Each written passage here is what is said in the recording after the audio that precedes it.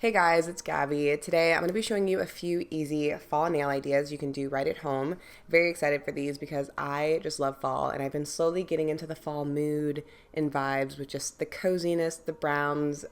It's so great. But getting right into it, I'm starting off with 2 coats of Melody Susie in the shade 534. It's really pretty chocolatey brown shade, perfect for fall. And then I'm going to go ahead and apply my matte top coat and cure that underneath my lamp for 30 seconds. Next, I'm going to be grabbing the Daily Charm Stay Put No Wipe Chrome Jewelry Gel. I use this all the time, and this has been lasting me forever. Even though it's a small tube, I think I've had this for a year now, and there's still so much left in this bottle. So highly recommend this. But basically what I'm going to do is draw a line going horizontally across my nail. And I did go back and add a little bit more because I want it to be pretty thick here. And then I'm going to take a small brush and just start to clean out my line a little bit to get it as straight as possible. I realized after you could also do this with some solid builder gel and just kind of roll it into that tube shape and then lay it across your nail that way. It might be a little easier, but I just really like this product. Anyways, after that, I cured for another 30 seconds, and then I'm going to be using some chrome, of course.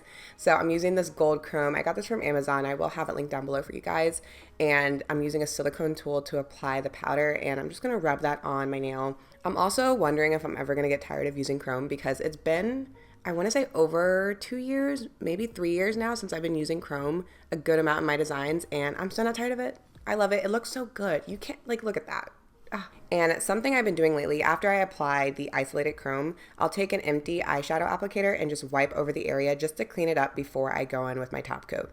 You don't have to do this, but I just feel like it makes it a little bit easier to see what I'm doing. And then I'm going to go ahead and seal that in with a top coat. It doesn't matter if it's no wipe or regular, just some kind of top coat, or else the chrome will just eventually rub off. And then I'm going to cure my nails one last time here. You may notice there's still some scattered pigment. Eventually that will rub off, but if you're like, no, I want it gone now, you can use some rubbing alcohol like I'm doing right here, and that should take most of it away, if not all. And here is the final look. Ooh, I love these. The brown with the gold, that is such a combo. This is so perfect. This next design is actually a recreation. I was on Pinterest and I saw this nail picture come up and I was like, huh, that's interesting. So I wanted to give it a try. I started off with an ivory base and then I'm going to use that same dark brown from the first design and start to draw some lines. When it comes to making lines, I do try to make them thin first and then I'll slowly make them thicker just so I have a little bit more room to get it straighter. I don't even know if that makes sense, but I'm making it really thin first and then I'm going to slowly fill that in. And this is just what works for me. You can also use a liner brush. For some reason, I never use those. I don't know. I like a shorter brush. I feel like I have more control over what I'm drawing. My whole point here, you need to draw a line, 3 actually. And if they're not perfect, you should be okay. Honestly, with this design, you can kind of hide some of the imperfections. I will say gel is definitely easier to do something like this just because you have more time. But if you want to use regular nail polish, that is an option too. I would like to take a second to shout out that line that I just drew though, because that was crispy. I was really proud of that. But really, it just takes practice. If you mess up, you could also wipe it off with some rubbing alcohol and start again like it didn't even happen.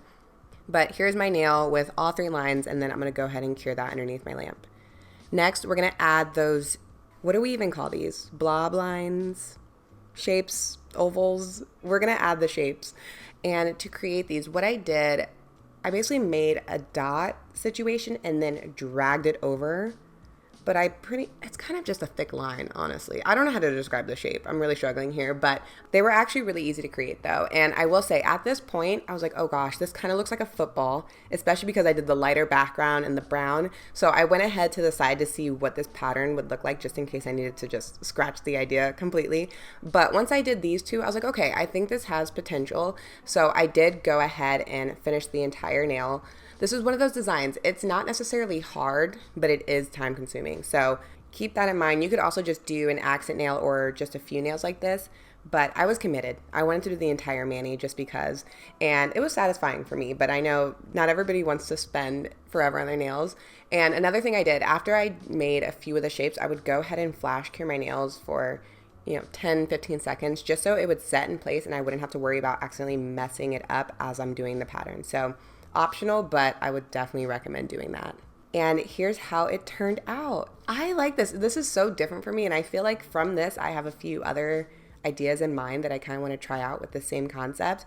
But here it is glossy and then matte. I definitely like the glossy better with this, but look at that. That looks pretty cute. Let me know your thoughts. All right, next look. For this, I am using regular nail polish. I already applied a sheer base just to give my nails a little something, and then I'm going to go in with a quick dry top coat. I let that dry for about 10 to 15 minutes because we're going to be using nail vinyls. If you see my videos, you know I use these all the time. They're so good. They're just so good. So I'm going to apply that right underneath my natural nail line. If you don't have one, you can just apply it where you want your fringe to be. And then I am going to smooth that down with my tweezers just to make sure no nail polish goes underneath it. As for colors, you can really do whatever here, but I kind of wanted to go with the brown kind of color palette just to stick with the fall theme, of course. And I'm just going to go in with each color, apply that over the, or not over, on top of the sticker. And then as soon as I'm done, I'm going to take that off before the polish dries. And when I take it off, I'm pulling the sticker towards the wet nail polish. That's going to give you a crispy, nice line. And I'm just going to repeat that on all of my nails. Like I said, I did change the colors for each one, but you can also keep them the same.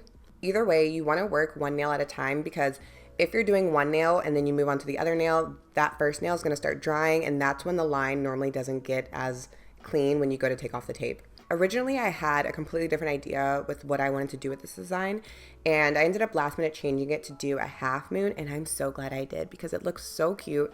So basically, I'm going to take that same sticker, well, a new one, but the same sticker, and then put it on the bottom of my nail, and then I'm just going to fill in that bottom area. Again, peeling off the tape, but this time pulling down so it's towards the wet nail polish the opposite way. And I mix and match the colors. You can really pair them how you want. I kind of just made sure each nail had a different color than the top. And oh my gosh, these looked so cute. They're like, it's like a little fall coffee latte. You guys know what I'm trying to describe in my head. It's just not translating well. But you want to let that dry for a few minutes, and then I'm going to finish that off with the glossy top coat.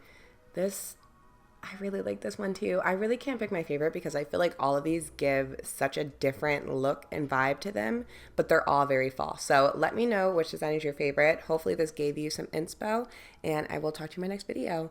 Bye.